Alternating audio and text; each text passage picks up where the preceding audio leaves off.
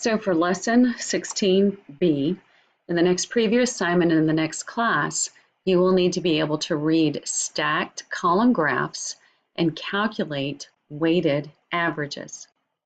So to begin, weighted averages. Weighted averages were discussed in Worksheet 6B, but here you will look at the concept of a weighted average in more detail. A weighted average is similar to an ordinary average, except, and this is where if you're working on flashcards or glossary or whatever it is you're keeping up with words, this is a great thing to write down, that it's just like a regular average, except instead of each data point contributing equally to the final average, some data points contribute more than others. Typically, to compute a weighted average, you assign a weight to each data point in the form of a proportion, fraction, or fraction, which represents how much of the data point you want to include in the final average. So let's look at question 1. If you haven't already attempted it by yourself, you need to hit pause, go work on this by yourself, and then come back and we can work on it together. In one class, 20 students took a test. This was their average. In another class, 30 students took the same test, and this was their average. What percentage of the total number of students who took the test are in the class that averaged 75 points? Well, there are 20 students in that class out of a total of 50 students, because there were 20 in one class, 30 in the other. So one class has 20 out of 30, or excuse me, 20 out of 50, which means 40% of the class that had the average of 75 points took the test. What percentage are the other? So looking at the other, the ones that made 70 points, that was 30. So 30 out of the 50, otherwise known as 60%, they're the ones who took the test and averaged 70 points. So going on to part C, you would like to find the average score on the test for the two classes combined. Why would the average of the given averages not tell you the correct, why would the average of the given averages not tell you the correct overall average? These classes have different sizes, and we want the score of, let's find the larger one right here. We want the score of 70 to count more than the score of 75, because only 40% had the 75, whereas 60% had the 70. So part D, to calculate the weighted average, you're going to multiply each value by the corresponding weight and then add. And I know that's what we talked about in Math 1332, and it's in your notes somewhere. And in this example, we need a weighted average to calculate the average score for the two classes. So we're going to take, find a color. We're going to take 40% of this 75, right here, 75, 40%. And then we're going to take 60% of the 70 score. We're going to multiply first and then add. You can use parentheses, you can do all sorts of different routes, ways, whatever you want on this. But 40 times 75, 0.40 times 75 gets us 30. 0.60 times 70 gets us 42. And when you add those up, what we get is the average score on this test based on a weighted average. Make sure you're trying question 2 and question 3 and 4, but beginning now with question 2. Suppose a popular department store with two locations computed the average amount spent in a single transaction for a given week. The first store location had 800 customers, and its average transaction was $30. The second store had 200 customers, and its average was $35. Use a weighted average to find the average transaction amount for the two stores combined. Show your work. First, we need some percentages. So store number 1 has 800 of the 1,000 customers because 800 plus 200 is 1,000. And when we divide this out, multiply by 100, we get 80% or just leave it at 0.80. Similarly, 200 out of the 1,000, that's 0.20 or 20%. It says to multiply first, so we're going to take 80% of that store's average, which was $30, and we're going to take 20% of that store's average, which was $35. Our directions for finding a weighted average include multiplying first.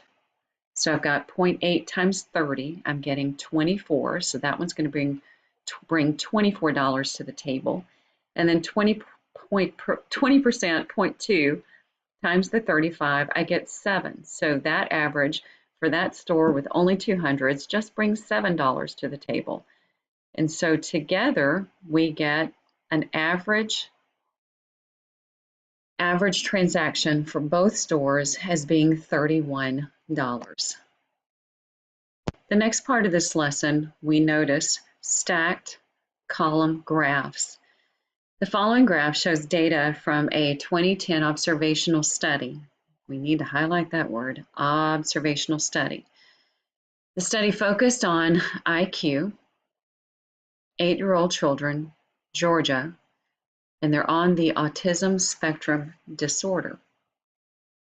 Always take a few moments to look at what's going on in any graph you are given. This tells us we have a percentage. It starts at 0, goes up to 100. This is what it was telling us. It was talking about the IQ, children, autism spectrum disorder, Georgia, and I believe it said 8-year-olds. And the first stack is male, the second stack is female, and one additional piece of information outside of the actual stacks. The purple, those are the percentage of students with the IQ over 85. The gold is, as you see, the IQ is between 85 and 71. And then we finish with the blue where the IQ is less than or equal to 70. Another thing to notice, well, and I'll wait and we'll get into that on the next questions, because question 3 says use the previous graph, and that's the one we're looking at, to fill in the table with the appropriate percentages of male and female children in Georgia with ASD in each of the IQ score ranges. So they start with male IQ less than 70. And so with male IQ less than 70, about right here, we're at 35. So if we're at 35, 35 from the bottom means we're going to get over here 35%. The next piece, this is somewhere around maybe, if it's 55, maybe 58. And so 58 subtracting the 35 will give us the golden part, which is about 23% for that area, 35 for that area. And if we say that's 58, 100 minus our 58 puts us at 42% for this top area. And so on our chart, let me go ahead and do the other ones and then we'll fill in the, well, let me go ahead and do it now. So from here, I want to put that we found 35% and 23% and 42%. And we can go back to the chart and we can calculate the percentages for female children, but they've already given us a couple of percentages. And so a couple of things that we can do. When we calculated this top part for male, I'm grabbing a calculator and I'm punching in 35 plus 23 plus 42 equal. Wow, let's try that again. 35 plus 23 plus 42 equals, and when you add all of these up, it should be 100%. We're estimating it could be off a little bit. And so if they're already giving us 40% and 32%, then I can start with my 100%, take away the 32, and take away the 40, and calculate that what's left over is 28% for the IQ between 85 and 71. Looking on at question 4, it says use this table to answer the following questions. So looking at part A, what percentage of the male children in Georgia with ASD scored 85 or below on the IQ test? 85 or below includes this whole portion. So 35% plus the 23 we have for part A on question 4 that 58% scored below. Part B asks us what percentage of female children in Georgia scored below 85. Here we go with below. And so we get 40 plus 28, we get 68%. Part C is asking us, can you determine the total percentage or the total number of children with ASD in Georgia who scored below? No. To do that, we're going to need to know the total number of something. And we have no totals. We only have percentages. So we would need to know the weights. We would not the weights. We would need to know the total number of those boys and girls with ASD in Georgia, and that's unknown. And so since we don't know what the weights, what weights to use, what weights were used, I'm sorry, in calculating the average. In other words, we don't have enough information. We cannot calculate it.